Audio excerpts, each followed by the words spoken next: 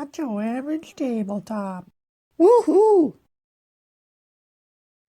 Welcome to Not Your Average Tabletop. I'm Zach. I'm Mac. And I'm Pepper. Today we're doing the next session of our top 70 favorite board games of all time, and it is 30 through 21, so we're really getting into the good games now. I'm guessing we'll probably see a lot of games that have either been on our list for a while or are brand new to our list, would be my guess for most of these ones. But yeah, we've got a giveaway going up alongside this, so go check out what you need to do to enter for that. But pretty much leave a comment on all these different videos. Go back, watch the ones, leave comments on those. Let us know what your favorite games are from this section. Or if you do your top 30 games, let us know what your 21 through 30 are. And yeah, take us away, Maggie. What is your number 30 game? My number 30 game is a Stonemaier game. Well, actually, it's two Stonemaier games, and that is Wingspan / Wormspan, because they're kind of the same, but kind of not. So, my number 30 is Wingspan primarily. We've only played Wormspan once, but I kind of felt like it was fun to play, and so I threw it on here to give it a little shout out. So this game, I think, has kind of made a little bit of a comeback for me. I mean, it was 25, 44, 35, and now it's down to 30. So I think I'm getting more used to it. It's really hard because Zach and Jesse have played this game like hundreds of times, and they're just like smashing any and every option that comes to them. And I'm just like, I can't make these cards work. Like, they just don't score well. And so I think that I'm starting to get maybe a little bit better at understanding how to pick cards or how to kind of focus things. Although I got wrecked in my most recent play of this, so maybe this is all a lie and I don't know anything about this game at all. But either way, the mechanic of this is so clean. It's so much fun to just really try and get birds, use those minute action that go down every time to try and really get a good set of birds out in their habitat. I really enjoy a couple of the expansions, and I think Wormspan was a really fun kind of play on Wingspan. So I can see pulling Wormspan out instead of Wingspan, just because we have all the content for Wingspan. So it's like a huge box, and you got to sift through it to figure out what you want to play. And Wormspan, you just take one little box out, and there you go. So If only they had done Finspan with fish. he will never ever let I this would have go. played that many more times than this Wormspan. Just call it Dragonspan. Come on. Still Yeah. wings. They want to be playing on the W. That's true. But yeah, if you haven't watched any and for some reason you don't want to go back and watch 70 up to this point, some of the symbology on this screen here, you got the star in the center there to show that it is a solo game, and we'll maybe talk about if we've played any of these solo at all. A lot of them we maybe haven't, but at least you know if there is a solo variant.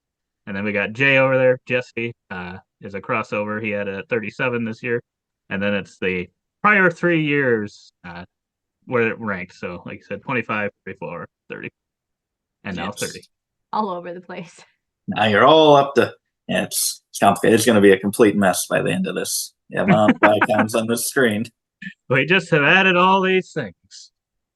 My number 30 is got to have one of my favorite gaining income parts of a game, and it's kind of got two income. You are gaining money, of course, as well as population, which are points, and that is Suburbia, specifically this collector's edition, beautiful edition that we have. And what I love is that you collect income every turn. You go, you buy a tile, you put it in your area, possibly increasing your income significantly, depending on how you kind of built your city and what bonuses you're getting for ongoing symbols throughout. And it's so fun to be able. It really feels like you can pivot from one thing to another, be really heavy on getting the money production, and then maybe later in the game pivot, since you're getting that production every turn, and not just like 4 times throughout a round where you really can't make a difference. You can just take a total turn and go towards population, towards victory points at any given turn. And I love that control that you have over the game. At least in my plays, I felt like I could do that.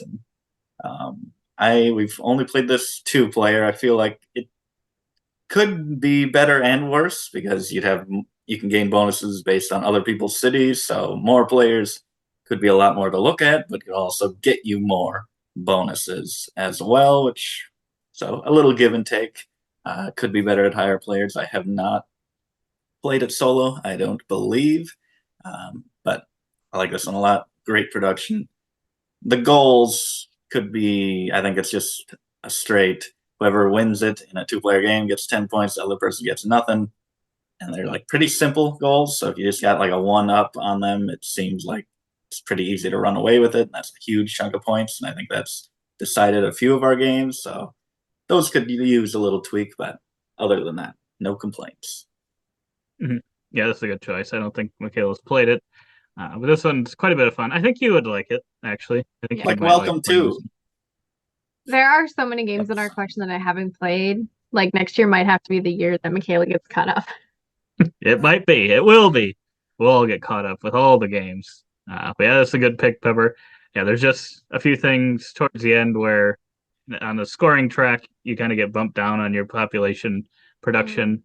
And I feel like towards the end of the game, sometimes it just knocks you down too much. It just feels like a little bit too much sometimes. Where it's like, oh, yes, I built this up. And then it's like, bam, bam, bam, bam, because there's too many of them, like back to back. And I think that's the one thing that keeps it from being like great for me. But my number 30 is one that I think Michaela has played, and she wasn't the biggest fan. It is a game by Luke Well, that Laurie. narrows it down. Game by Luke Laurie. I think this one's been on my list before. It is a worker placement style game, and it is one where you can kind of trigger potentially multiple things at once, kind of doing multiple things. I find it really fun. I'm surprised there haven't been more like that, where it's almost like a polyomino shape triggers your worker placement, and that is Whistle Mountain. Not to be confused with Whistle Stop, even though I think it's from the same company or possibly, and kind of I don't know why they call it that. I think that's probably hurt the game so much because I think Whistle Stop isn't as loved, and yeah, I think this is a great game.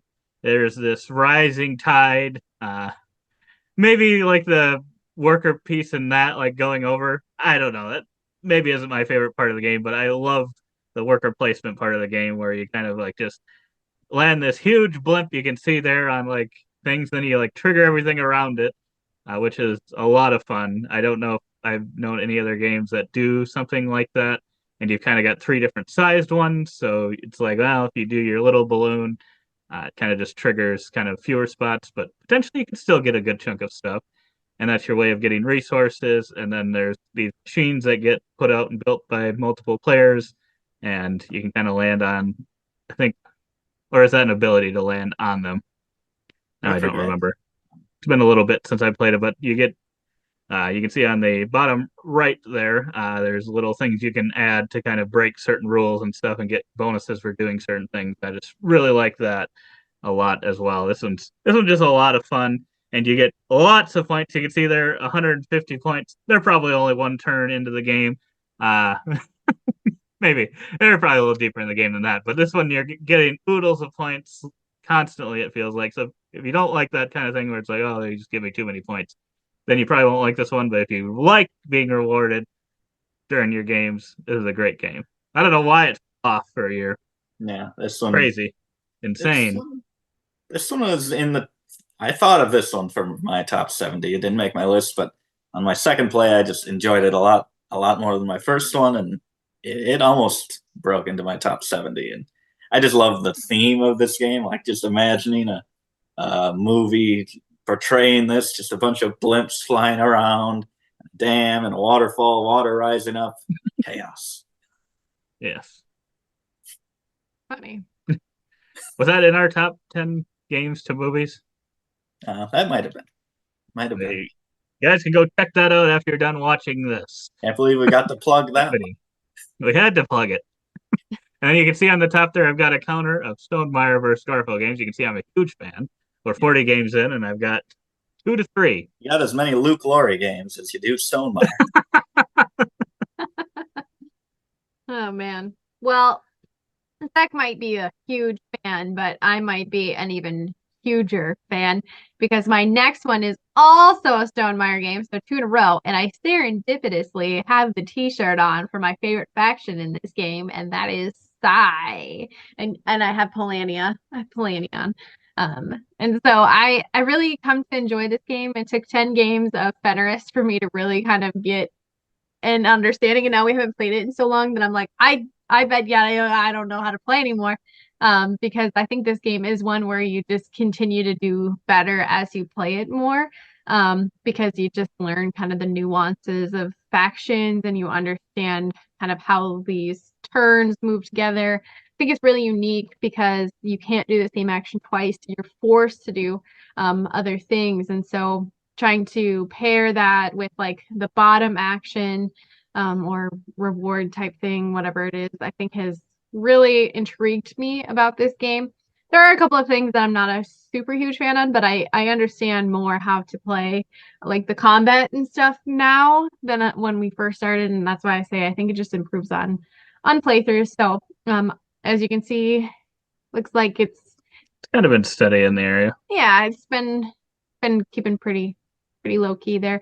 So about the same. It just probably depends on how much we're playing it, and I just have a lot of respect for this game and what it does. So I think this one was recently added to Board Game Arena as well, so could be a good way to practice game to get back into it before maybe playing taking on the setup. Yeah, I'm gonna have to try this on Board Game Arena and maybe the app. I might have the app and get more comfortable with it to where I can enjoy it instead of just struggling to survive. Good pick. Finally, at least we have one Stonemaier fan here. Wow. I can't disagree with him with everything that Zach does. This is a crossover with my next pick, but it's from a previous list. And it is a series of games, one of the most popular games in modern board gaming. And this is the granddaddy. This is Ticket to Ride. This is just a classic for a reason. It's simple. Draw cards, maybe draw 100 cards based on how you play, and then play those cards to put trains out on a map, connecting 2 points to get score for your cards, score for your tickets. There's actually more kind of strategies that you can go with than you would think there's pretty much 2 main ways to get points, either in your areas that you place on the board or from your cards that you do end up scoring. But there's a lot of choices as to how much you want to focus on each of those. You could win just with maybe the 6-car routes, getting all those big ones, which can be massive points, or you can just get a lot of little connections in the middle of the map and get a ton of points from cards and just keep drawing more and more tickets. I've done both. I've been, I think, successful with both, and I've failed with both. Just a lot of fun, great, simple game with a lot to dive into with expansions and sequels, standalones, just maps, everything you could want. That is a great choice, Pepper. Surprised it's come all the way to 29 now. 57 last year. Really made the list last year. It was slowly dropping, and now it's back. It's back, baby. Good choice. We'll see if that ends up being a 3-way crossover. My number 29, however, will not be a 3-way crossover. I don't think it will even be a crossover at all. Ooh. And I don't know that either of you have played it a ton either. So maybe with more plays you would. Not to say I've played it a ton. But this one's a very holy game. Very holy. Oh, no. It is Heaven and Ale. You've got a light side and a dark side. It's kind of like Star Wars in a way. I can't believe this is so high for you. I don't know. There's something about this that is just a lot of fun. You're going around this.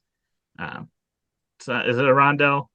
Would that be considered a rondel or a ratchet kind of thing where you're not going around it, over and over and over, but well, you are, but once you get to the end, you have to kind of stop the round. So it's not like you can just kind of keep going every turn.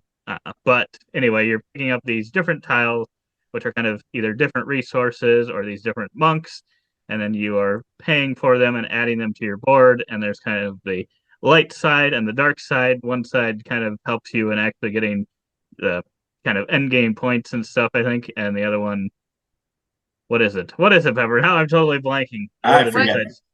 I will play this once. Wow. I'm Is it guessing resources? money or resources or something, maybe. Yeah, I think the two different things. And you're trying to manage those things because at the end of the game you can see there that stack of things you'll end up scoring your brew maker times wherever your little tokens your things got to. So you're trying to get all of them up because at the end you kind of convert them backwards into kind of one spot. I don't know that the scoring that final scoring is the best in the world, but it is an interesting thing. I just think the other parts, I remember the other parts of the game being a lot more interesting, where I think too, maybe part of it is when you land on, there's these purple spaces and you can kind of cash those in, those tokens, and it's like a one-time thing of, I'm going to score these guys, and then you get so many points for that, and then it's kind of just that one time you get to do that. So you have to be kind of careful and when you're doing it. And then, yeah, you're surrounding these little areas, and depending on the value that you put around them, it's also, I think, helping increase the different tiles as well. So, I don't know. I just really like this one. I want to play it more, but no one else seems to enjoy it could placing make. those. I really enjoyed this game, and if I had played it more, I think it would make my list. Is it on BGA? No. No. So it's down to me. Okay. Well, Unfortunately, this one is not.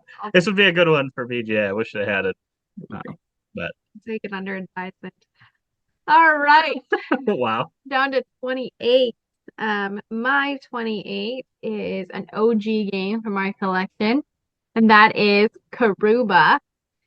And don't come at me in the comments saying this isn't a real board game because it's like so easy and childish and whatever. I don't care. Bingo. We're here for cozy game vibes, and that is what Karuba is. It's so fun. Like you're pulling tiles out randomly and trying to make a pathway. Yes, there's probably an optimal way to play this game and run your little guys down, but like, and it's what you do every time. And what you do every time, except when you're filming it and you win first time in 10 games. I was gonna say this is a game I never. Amazing.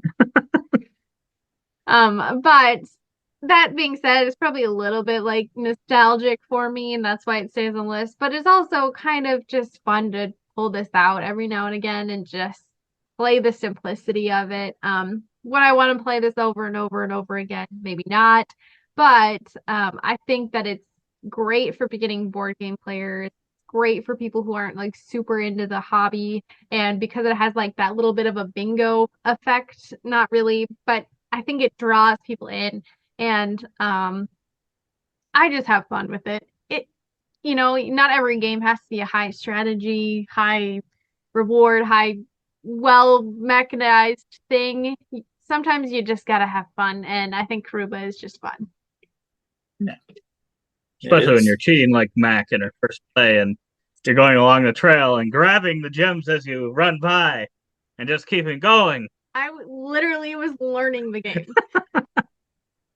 And you played it. How did you get 90 points? Well, I just started taking from the little supply, scooping the gems. Played about 100 times since then, and he has not let you forget that first game. No. I shouldn't have even told him because I think it was after the fact, and I was like, I think I cheated. And he's just like, now you cheat. You cheat at every game, including this one. Now you're a cheater in my mind.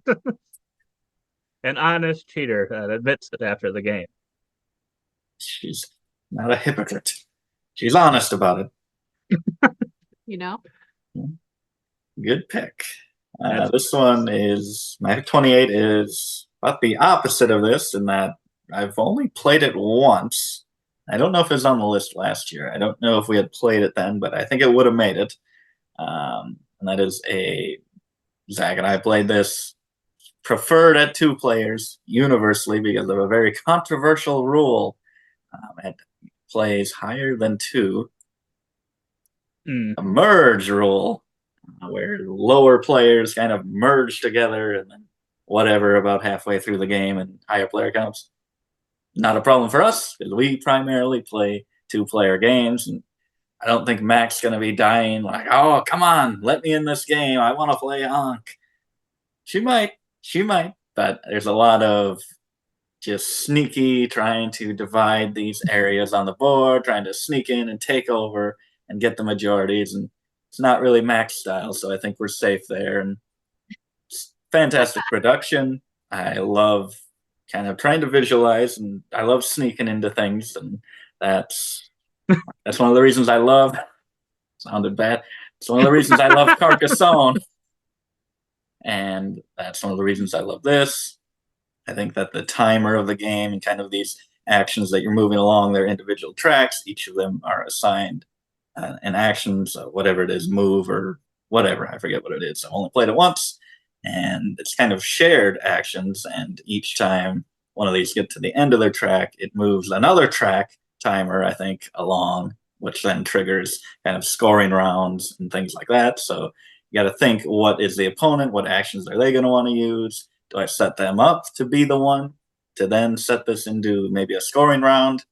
And when it is scoring rounds, it's battle for the areas, and you're playing these cards, and you have the identical hands of cards and the abilities, and you can maybe pull the cards back into your hand, so you can play the same card multiple times, and with plagues in there, and it's just so cool that we spent it felt like 10 minutes just in one section of this battle round, just thinking, what do we play? What do we bid on this plague to see who wins this? And it just felt so consequential. It was like, it went right by for me. It was not like, oh, this slowed way down. Sure, it slowed down objectively, but it was fun.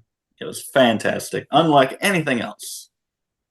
I agree. That play was a lot of fun. I think if we'd played it more, it probably could have made my list. I really enjoyed that play of it as well. But yeah, I think it had just been so long, I'd kind of just forgotten. So definitely have to get this one back to the table and play it some more because I really enjoyed the play. Jesse, when you coming back? I'm not playing this game. My next one is also a long game where the time just flies by. And it's kind of 2 games, but I think I just gave you one, Pepper. This is Forgotten Waters. Ooh. Or could be Freelancers, and I think they just added, or I think they just came with a new one, so hopefully that one will be good as well. But really, the first 2, Freelancers or Forgotten Waters, just kind of a storybook kind of thing with an app. It's app driven, and it's got kind of voice narration and stuff. I think that's really what brings the game together. It's really fun voice acting, and the actions you're making in this, I think what makes this a bearable game is the fact that you open up to kind of different pages, and they've got kind of different actions that are happening or different skill checks that you'd be doing, and they just have kind of the symbols that relate to each of those skill checks and just have kind of a name of the area. And then there's other text on there, but I don't think you're really supposed to read that. You're timed, and you got like, what is it, like 30 seconds. Everyone's got to pick a different spot. Sometimes there's ones that are required, so someone has to take them. And I think that part of having that time gives you a little information of what kind of check is happening. I think that's just what makes it fly. So you're not like reading out like, no, if I go to this spot, this would potentially happen. If I go to this spot, I think that's what makes this game so fun. I mean, that you just fly through that, and it's doing skill checks, being able to roll dice, which is a lot of fun. You get a little what's Mad Lib type thing on this one in particular. Freelancers has another one, but I think these ones were a little bit funner than the ones we've done in Freelancer so far for the Mad Lib piece. But yeah, this one's just a lot of fun. It's a longer game though, and it probably is better at like a 4-player account. It's probably the ideal spot. Yeah, sure. Yeah, good pick. I agree with what you said. It's a good game. All right, my number 27 is a crossover with you, I think. I don't know that Jesse's gonna have this on his list from the last set, and that is Rajas of Ganges. which I'm like so annoyed it took me so long to learn this game because as you can see, it wasn't on my list 3 years ago, and I think I literally just learned this a few years ago, and it's been in our collection for probably a few years before that. So um I just really enjoy everything about this game. It's so fun that the way the scoring tracks are set up where you have to cross each other. It's so cool to try and run up the coin track or go up the fan track. Um, and then it's like all these like mini games thrown together because like you can go up the river, you can build out your little tile area, you can go to the trading areas and stuff. And I just think it's so cool how you play with the dice, and the numbers on them kind of play into what you can do along with the color. And it's so different because of that variability. Like if you have workers, that's one thing, but like the dice dictate kind of where you can go with it. And I think that's really great. So Raja's the Ganges. And I also really do like the Dice Charmers version. The roll and write. Roll and write. Yeah. Zach maybe doesn't like one, but I think it's pretty good. I think it's up to par. I like it. I just like this original better. Yeah, I hadn't played them in a while, and I'm like, I might like the roll and write better. But then once we replayed, I think for the tournament or something, replayed Rajas, and I was like, nah, I think I do prefer the original by quite a bit. Maybe it's just because I'm more familiar with it. Mm. Yeah, good pick. My 27. I'm gonna have to. I don't have it in here, but I'm gonna have to do a CMON counter because I have another CMON game back to back with Ankh. Is Wow. another one, and I haven't played very much. Sadly, don't really like it solo very much because it's a bit too much chaos.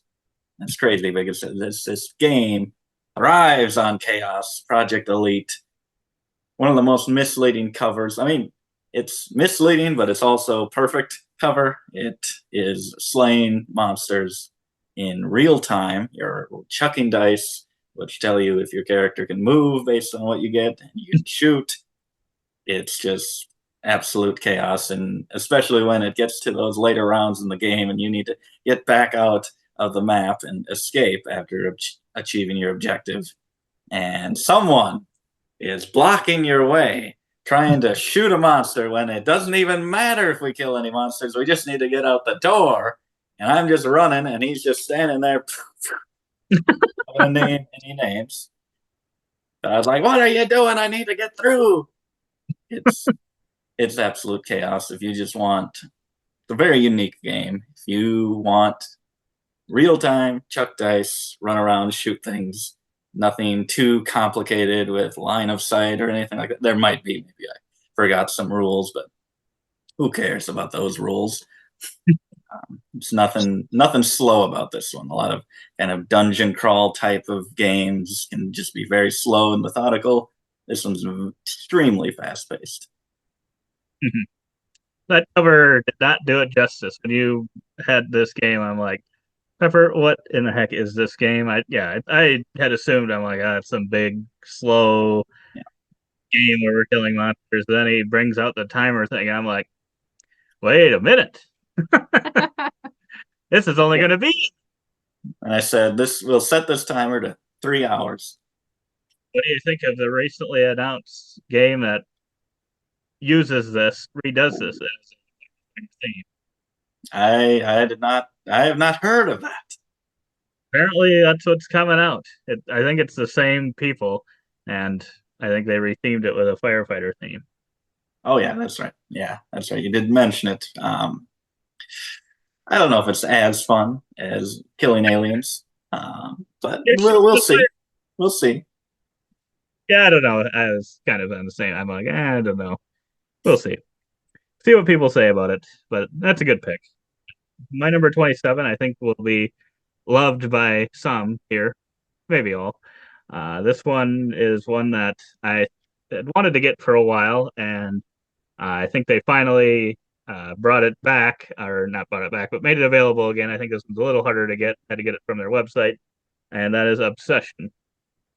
Got it mainly for someone else sitting here, but I it was kind of for me too. It was a little bit of the theme for you, the gameplay for me. So I was like, I know this one is kind of a heavier game, a little bit more to it. And I was like, I don't know if Michaela will love that. If the theme will be enough to keep her kind of into it if it's too much. But I feel like it's just about the right amount, where it's not quite too heavy. There's a few things that you can kind of miss from time to time. Like I know still today, after I've played this several times, the prestige thing sometimes when I'm looking at cards in my hand, I'm like, oh yep, I'll play that. I'm more focused on which cards am I going to play, and I'm looking at like male and female versus, oh wait, I also need prestige for that person of 3 or 4 or something, whatever it is. And I'm like, dang it, I don't have that level. Or same thing with a building where it's like, oh, I'm going to trigger that building. I'm like, wait a minute, no, I need this for that. Shoot. But then there's a round where you can kind of do whichever, and I think sometimes I forget that round is in the game, but as long as you're planning for that round, you can be like, okay, I got to trigger this building on that round because I don't have enough prestige now, but that'll get me this huge benefit. And yeah, there's some of these rooms that allow you to play like 5, 6 cards from your hand. You're getting all these bonus benefits from the player. It's a lot of fun. And I'm glad it's able to get it. And they've been a very good company and kind of, I think, just fan support and stuff. I think we're eventually going to get the coins. They just released on their most recent Kickstarter some coins to these. We've been waiting from, I don't know what website it was that had them, but they never came back in stock. So they finally gave the people what they wanted and made some coins. But those should be coming at some point here. Perfect. Good pick. Great pick. Great pick. All right. My number 26 is another OG. Was that good enough for the 100 you gave me? Was that good enough for the 100 I gave you? Yeah, that Benjamin you gave me earlier to talk good about that game. Did I sell it? You could have done better, but that'll work, I guess. Sorry. In this set. I shouldn't have done. That was a bad joke. Go on. All right. Well, back to it. Mine was an OG in our collection, and I think one of our very first verb and verbs. And that is welcome to your perfect home. And just it stays so solid for me because I really do just enjoy this game. You can see it's 15, 19, 22, 26. It's not really, I just kind of am slotting it, in there, but there are other games too that come into our collection, and the simplicity of just putting numbers in a row is so hard sometimes. And then you add to that like scoring factors, you add like certain number sets that you need or certain orientations, etc. And that just adds a different level to it. And then we also have like the expansion content, so you can do one for every season. And it's so good. Like you wouldn't think it'd be so hard to find a way to slot numbers 1 through 15 in a row of houses, but you have 3 numbers to pick from, and if you keep choosing the same number, you're going to be in a lot of trouble. So it's really balancing like what you can pick versus what you need, and trying to go for those points at the end. So Welcome to Your Perfect Home has just been, I feel like, a staple in our collection. It's one I'm super glad we have the dry erase stuff for. And I feel like just really a pure good verb and verb. Yeah, that's a good one. It is one of the first verb and verbs we had. It is. I just hate when Welcome it's to like, the Moon is also very good. oh yeah. Yeah, I hate when I'm like, oh, a pool. Great, I need that. And I'm like, but I don't want that number where that pool is. It's heartbreaking. My 26 is Welcome to is a very approachable game, and this one is very approachable as well. And one of the biggest surprises that I've had, because I had no clue what this was, Mom got it for like $10 on Amazon. Because some of the pieces looked cool, probably, was one of the main factors. And they do look cool, and that is Mystic Market. And this has one of the best gimmicks, components in a game, in this kind of track, this slanted track that you put these beautiful vials of sparkly powder representing different things like orc teeth and dragon scales. And you put those on there, and you can see numbers printed on the side denoting their value for selling a set of them at the top, and the little circles being the amount of coins you had to pay to buy a card of that type from the card market. So you're trying to manipulate those and buy them when they're cheap, sell them when they're expensive, as usual.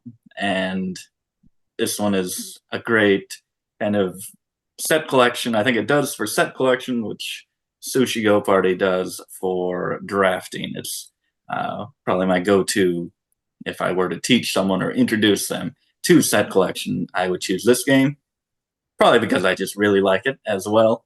And there are even special ability cards that you can add in there if you want it to be a little more complex. I still need to play this game. So awful.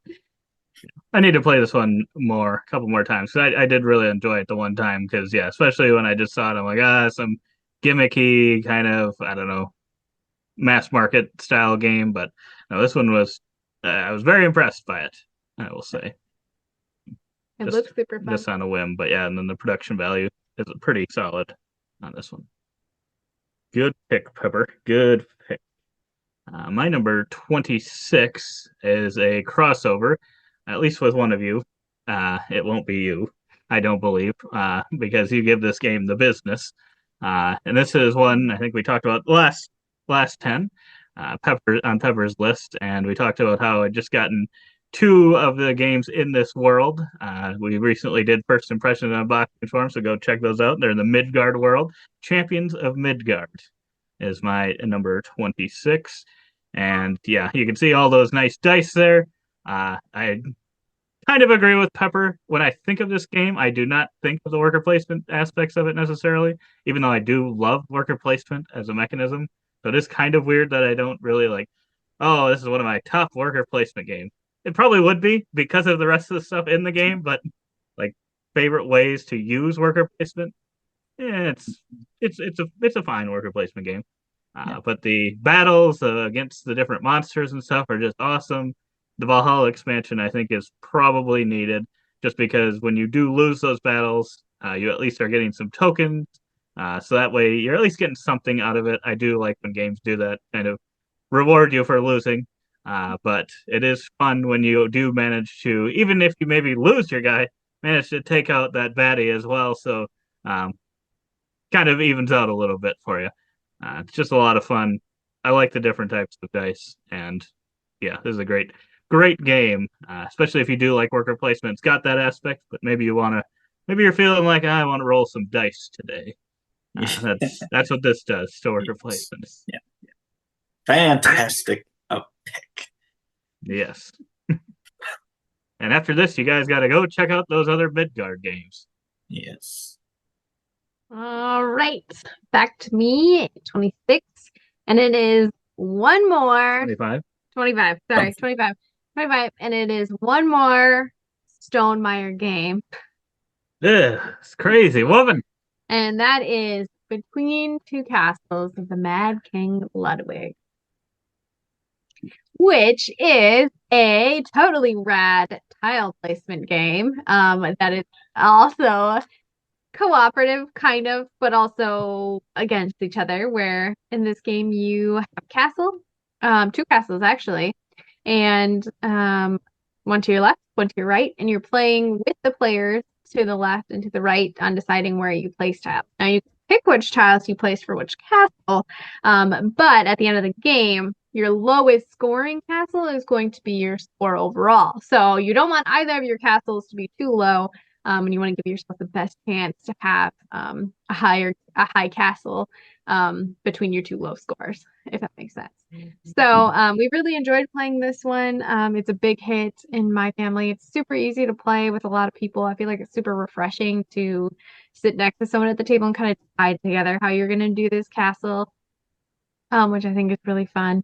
And I think the expansion content that he's done in the last couple of years has just added to the game. It's just been more tiles and stuff, but kind of some fun aspects that he has added to it. And so I just really enjoy the idea of building and working together, trying to form the best castle you can with the tiles that you're given. And I feel like it's just a solid game for that reason. Yeah, I just like to go in fully cooperative, put the best tile to each side, no manipulation, which it's pretty hard to really figure what you have to do if you are trying to manipulate it. So it's just a relaxing game. Zach is probably just thinking about every single option and controlling the whole table, I'm sure. Oh, I am controlling the whole table. This one comes up. But no, this is a good one. This one does have a solo mode here, but I don't. I think that might have been added in the expansion. Yeah, I think So so. the base game may not have that, and I would say that's probably not the best way to play this one. I think this one's best at higher player counts. This is Stonemeyer's party game, is what I call it. Even though Jamie would never call it that, I would call it that because of the semi-cooperative nature. Yeah. Good pick. Totally agree. My 25 is a pure solo game. Even though you could get multiple copies and play multiple at once, it'd also be fun. And it's based on a beverage that I do not drink, but I do drink Cody Pop. this game obsessively, and that is Coffee Roaster. Yes, it should be root beer. That would be a better theme, one that I can enjoy even more. But this one is solo, checks that box, phenomenal solo, and it's a bag building game. So you're kind of not really adding things. There are some tokens that you can add to the bag, but you just start out based on what card, what order you want to fill, and you get a certain amount of tokens in the bag at the start of the game, mostly beans, some flavor tokens, and you're just roasting them, pulling a bunch out each round. So one more each round you pull out and increase the value on the beans, and there's a certain you pull 10 from the bag at the end of the game whenever you want. At the end of any round, you can say, now my bag's ready, it's cooked enough, I'm going to pull my chips now. So it's just a one shot at the end of the game. You can build it up for 8 rounds, but if you just don't have a good pull in that final round and you choose to have it, you're screwed. But there are great ways to manipulate it. You can get extra slots to throw away bad chips when you're pulling to put in the cup, and flavor tokens each have a unique ability that you can cash in for, and one-time abilities printed on the board that are pretty powerful, but you also don't want to get rid of those flavor tokens because they add to your points at the end of the game if they are in your cup too. Great game, a lot packed into the box, and great insert at the bottom of the box as well. Yeah, this is a really good one. I don't always play solo, but yeah, this is a great solo game. But yeah, probably the one thing I just wish the game had like enough copies to play 2-player or something that's simultaneous. That way you could play at the same time. You could play like back-to-back games and just see who got the better, score. Be the same kind of thing. But it's just unfortunate it doesn't have that in the main box for multiplayer. But that is a good pick. My next one here is new to the list this year, a new game this year. It's one I've only played on Board Game Arena. Oh boy. It's one that I think Michaela would maybe enjoy. But I think it reminds Pepper and I of King Domino a little bit. So it's kind of got a feeling in that kind of genre of you'll be drafting some tiles and that'll determine your turn order for the following round, and you'll get some points on those. But yeah, it's more you'll get kind of points every time you're placing a tile, kind of instead of getting at the very end, and that is Middle Ages. And yes, it's got some unique shaped things. I would like to see this one in real life to see kind of how these puzzle pieces actually put together. It does show it on Board Game Arena, I think, but obviously not holding them in my hand like that person is there makes it a little less fun to have it be puzzly or have puzzle sides to each one. But yeah, you can see on the bottom right there, that's where you're kind of in your spot. That's what kind of reminds, I think, a little bit of the King Domino picking the tile and then determining that order for the next time. And each of them kind of has a little bit of a unique thing they do. There's ways to kind of get rid of other people's tiles, which isn't always the funnest thing in games, but I don't think in this one it's too bad. This is a pretty short game. It's pretty quick. And yeah, then you can get kind of some bonuses on it. So then whenever you're adding one, you're getting coins for certain colors, and then that you have tiles of already. So you're just kind of trying to hit the same thing over and over if you can to just get a ton of points. Pepper seems to be a master of it. I think at the time, I don't think it was, I think it was in beta or something. And the scoring sometimes I think wouldn't be right. I think me and Pepper calculated, even, I think we have a try before you buy of this one. And I think even in that one, I don't think the scoring was right at the end, if I remember right. But now I think it's in the full version. So hopefully, I don't know if we've played it since they went to that. So hopefully they've got that scoring thing figured out. I don't know what it is about it, if it's the bonuses or something that's throwing it off, but Just can't yeah, in handle real our- life, this is a lot of fun. Yeah, just can't I would handle think. our massive scores. Massive scores is the thing that I really like. That's a good one. That's a really rewarding one. It didn't make my list. I was surprised. I don't know. Maybe it's just too easy for me. I just dominate every single time. So it was Wow. close. Humble brag, humble brag, humble brag. Nice. All right. Well, my number 24 is a crossover with Zach in this set. And I don't know, I doubt it's going to be on Jesse's top here, but that is Forgotten Waters, Freelancers. And I agree with everything that Zach said earlier in this video about the game. It's so much fun. I think the audio, the app-driven audio with like the voice characters really does solidify this game for you. Where it is a lot of fun. You probably could have a lot of fun, but like having someone read it off in a goofy voice and the storyline's kind of goofy, like it's just supposed to be fun, and they did really well at making sure it's fun. So I think this is a great alternative. Like it's not D&D, but like if you want like a group feel where you're all sitting around kind of going for a thing goal without the complications of like what D&D is, I think this is an excellent game to like bring to the table to have a game night.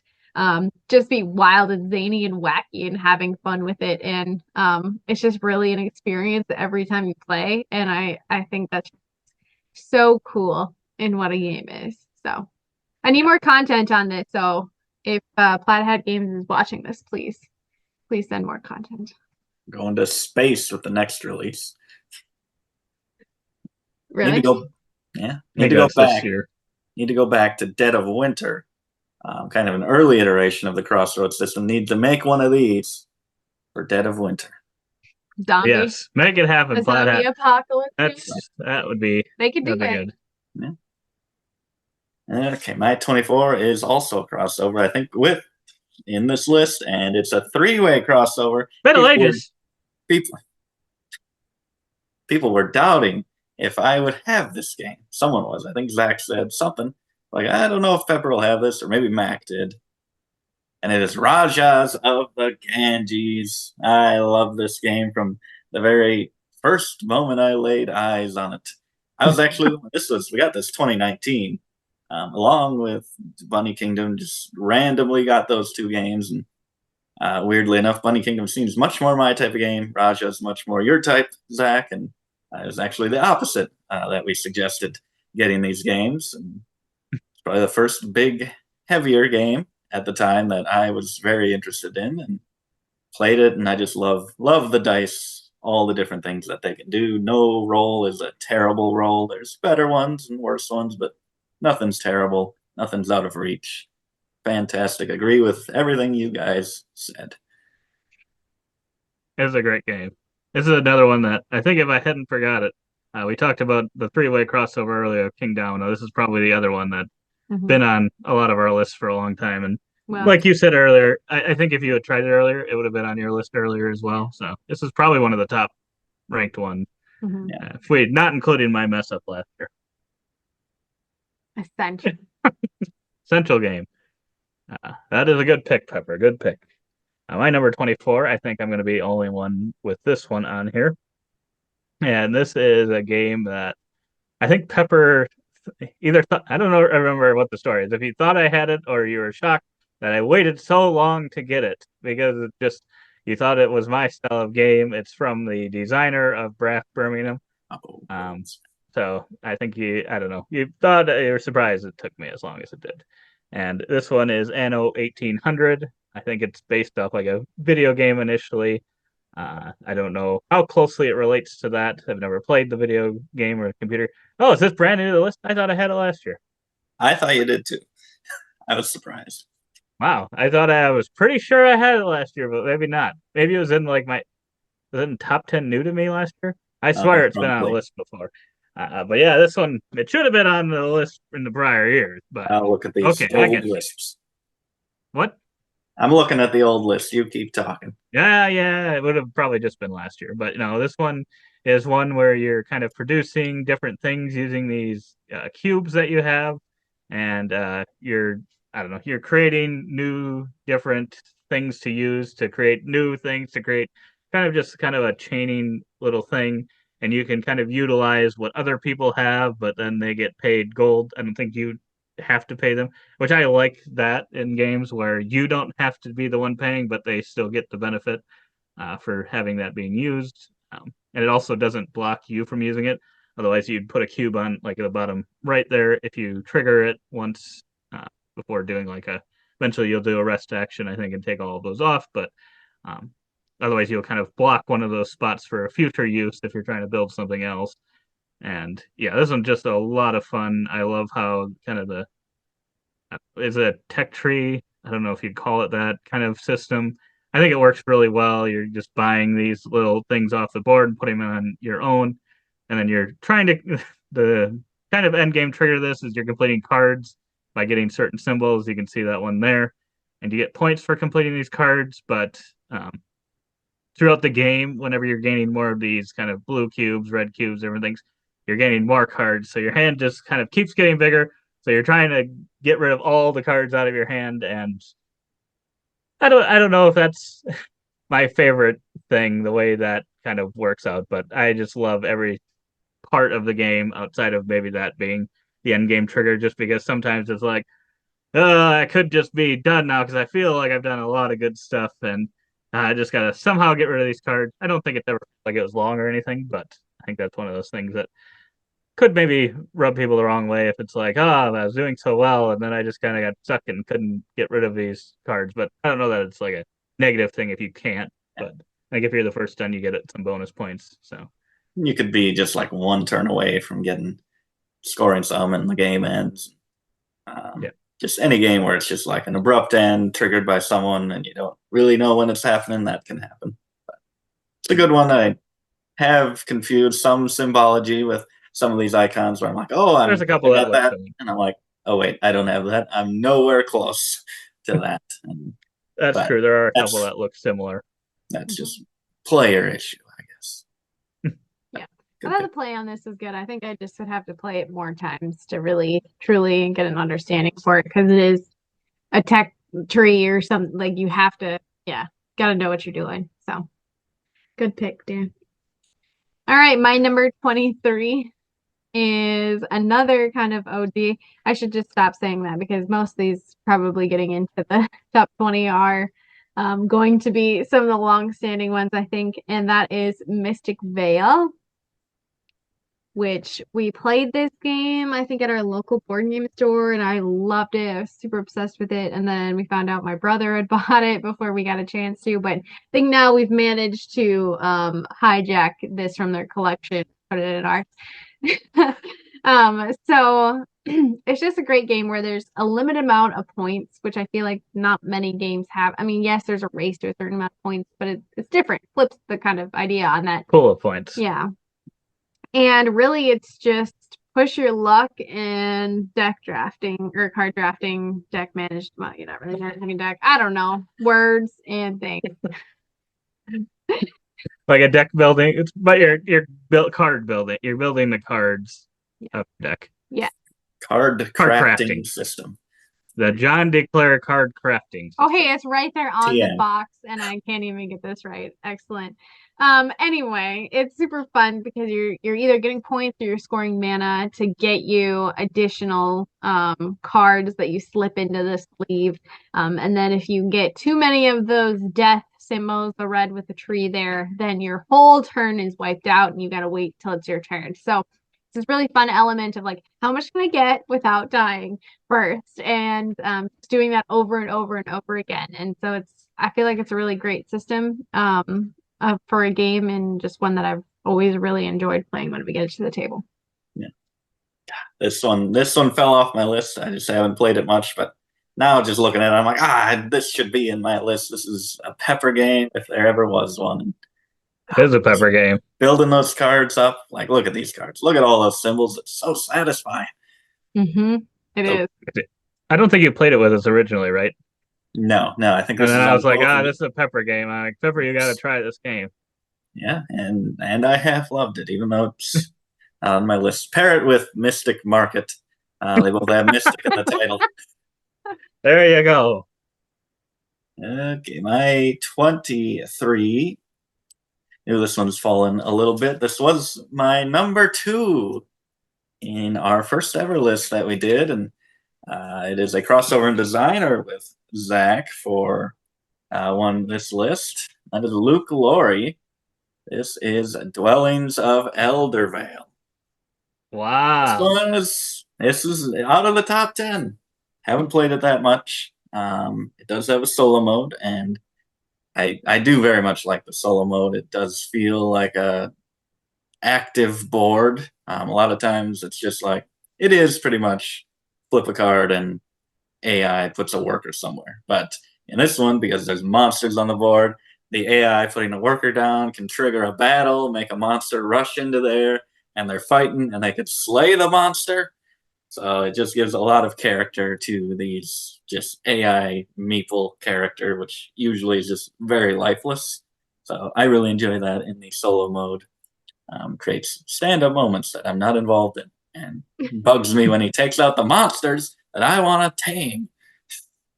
But it's a lot of fun. It's a fantastic production. Best production we've got in the collection now that we have put in a lot of money and gotten pretty much every upgraded bit except for maybe a play mat. I think is probably the only thing we don't have, and we don't care about play mats. So if I played this more, I think it would be higher, because it always does surprise me how straightforward it is. Just place a worker or pull them all back. It's a good game. Good choice, Pepper. Broken design. hearts. I've broken hearts. Yeah, but I thought I it'd just still be in think- your top 10. It always makes me so sad when you guys say like it slips because we don't play it anymore, and I'm like, gosh darn it. But I mean, we're That's all captains sarcastic. of what we play here. But That's what you're saying. what? Gosh darn it. Sure, Oh, I know what you're saying deep down. Yes! I don't hate One Dwellings. more year and this will be gone. We played Dwellings at Christmas time, didn't we? And I remember thinking it was fine. Like I felt like I just needed more playthroughs of it. Like we played it once, and I'm like, I was so overwhelmed by the those tracks, those random tracks on the board for the different colors Element things. or whatever. Like it just didn't make a lot of sense with what was happening on the board, and I felt like I understood it a little bit better when we played it last time. So you guys just give me a bad rap, and sometimes they just need to breathe a little. They need to get that Whistle Mountain scoring in there. Tons of points. I don't know about that one. That's Maybe. what this could use. I don't know Maybe- if that one can improve. Maybe the sequel will do it for you, Mac. Yeah. But yeah, speaking of games that don't get played enough, but I don't think either one of you loves this game for some reason. And I just have to put it on this list just to remind you guys how good it is. You give me crap for it being this high. And that is Fall of the Mountain King. I can't wait till the third game and how much I'm gonna love it. And you guys are just gonna absolutely hate it. But yeah, this one is an awesome game. I love the area control in this one. I think the only part of that is some of the sections it's hard to tell what's connected to what sometimes. So I could see that. I could see that being hard. Being like, oh, actually, I'm only like 2 spaces away from this because I could go through this big space. May not be the most well laid out. Okay, that's fine. But otherwise, it's amazing, and you're moving. You can like learn where these. No, is it the gnomes that are coming in? I always forget who the enemy is. But you can learn where they're going to come in and attack. Sometimes you want them to attack you. Sometimes you want them to attack your opponent. You can get points depending on what's happening there. So sometimes you'll want to go into those areas and take them on, knowing they're going to come there. But then you're going around different areas of the board to try to have the most influence and stuff and score some points that way. But otherwise, the biggest part of this game that I love is this card melding over on the bottom right, and that's just an awesome, awesome thing. I really wish it was in another game that was maybe one that you guys liked more. Maybe it was a little easier to get to the table. This one is a little bit long, so that's part of the reason too. So I wish this part was in another game but maybe you guys don't even like this part. But you get to activate your action, and it can become more powerful because you can see all those green hammer symbols. You could mark off pretty much all of those and get a power of like a 6 action. You can even use that wild symbol there, which is that purple, and just make your action really powerful. And then you kind of mark all of those with your little markers that you have, and then the next time you could take those white hands, and connect all of them because you can go through actions you've already previously taken. So now all of a sudden you're connecting that 2 hand with the 1 hand with the 1 hand in the wild, and making that action really strong. Oh boy, it's just I'm surprised how well it works, and I'm surprised that whoever designed this has not come up with another game that uses it in maybe a more simple game that's a little bit more approachable. That is the one thing to this one. It's got several things going on that aren't approachable, but I love it. I mean, that's a universal just kind of command board mechanism that you could use in so many different games. Just any time that there's multiple different types of actions, this should be the way that you decide them. That card system. That's a 10 out of 10. The rest of the game's just a 7. I'm surprised you gave it that high, Pepper. Thank you. Yes. I look forward to our 5 Next game. playthroughs of this that I am I'll be contractually obligated to I'll be play happy if we get one at this point of the year.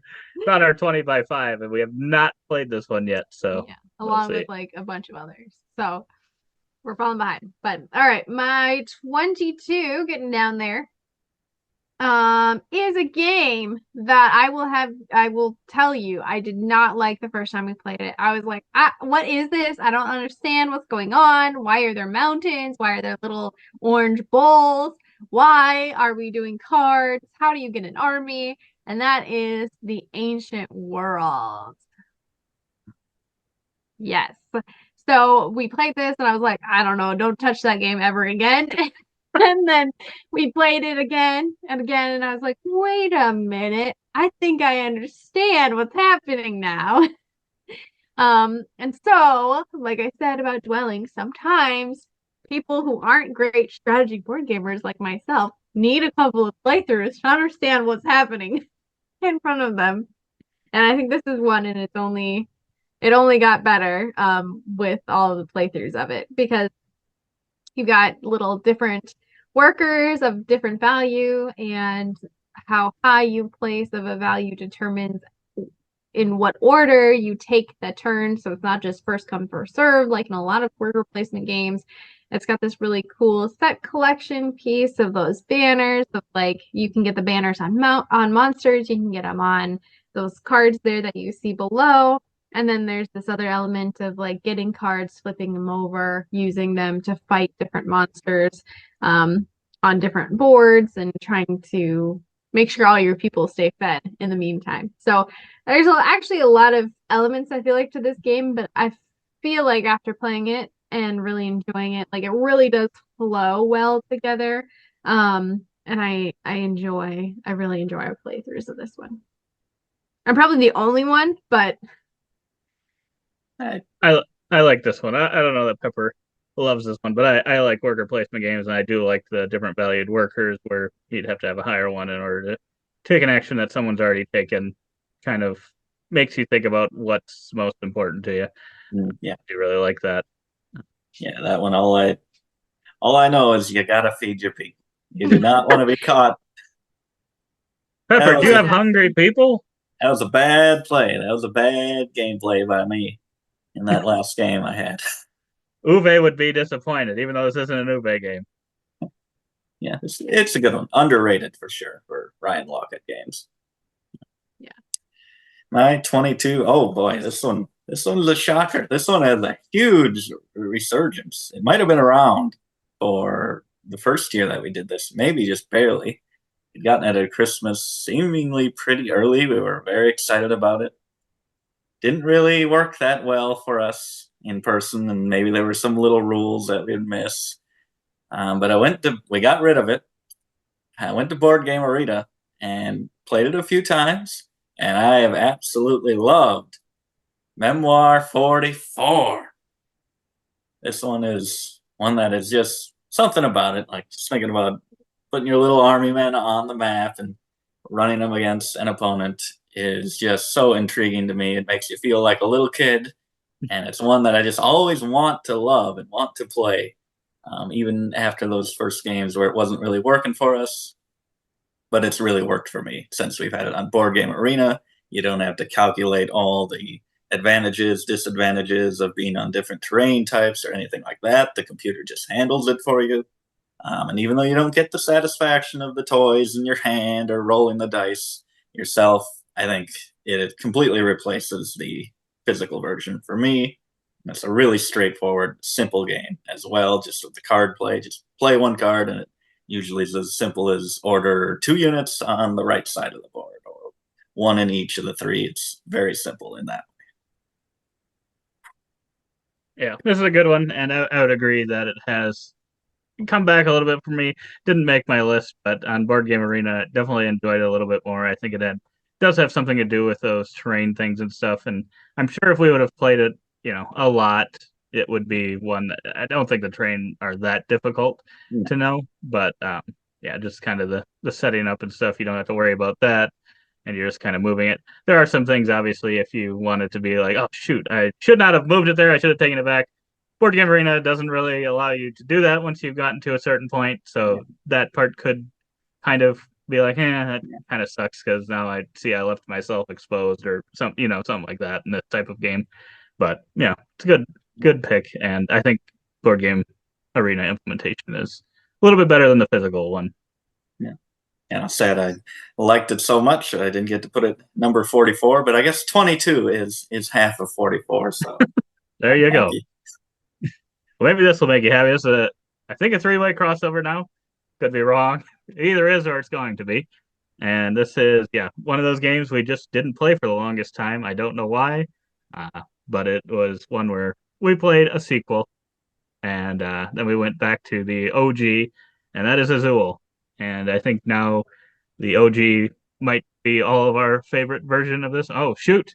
Never mind. It ain't a 3-way crossover. I lied. And it likely never will be. So yeah, this one's terrible.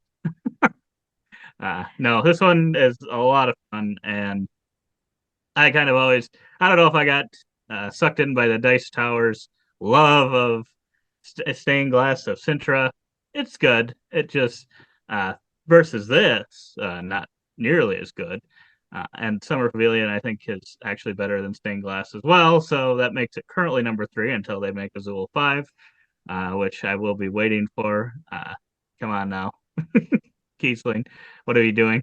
Wasting your time not making Azul games. But yeah, this one is just a lot of fun.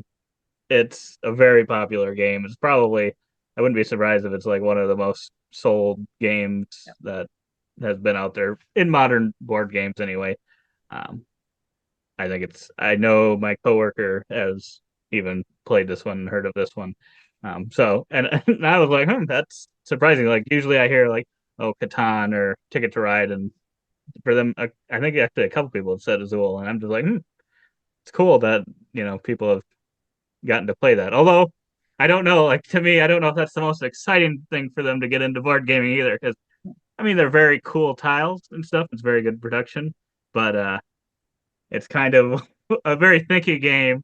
So it's kind of like, I don't know. It's kind of abstract. So it may not be the most inspiring way to get into board games, but hopefully they have fun with it. Yeah.